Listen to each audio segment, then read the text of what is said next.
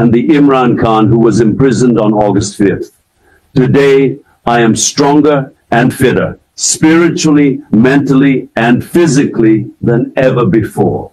During my time in prison, I have had the opportunity to study and research the Holy Quran in depth, along with other books which has strengthened my faith.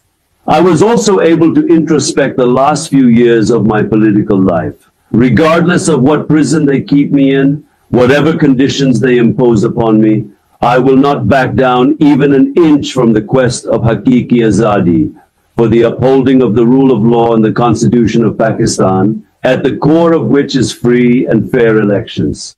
To those suggesting that I leave the country, know that I will live and die with Pakistan, and I will not leave my land to go anywhere.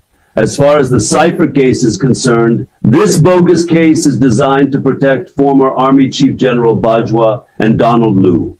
I was the elected Prime Minister of the country. Treason was committed against me and my Govt by General Bajwa. Instead of investigating the foreign conspiracy in orchestrating a regime change, a case has been filed against me for informing the people of Pakistan, the real protectors of this country, about this treason.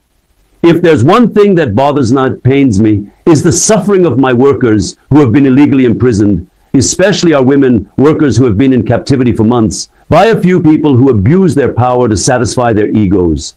I appeal to the judiciary to provide justice and order, the immediate release of our workers.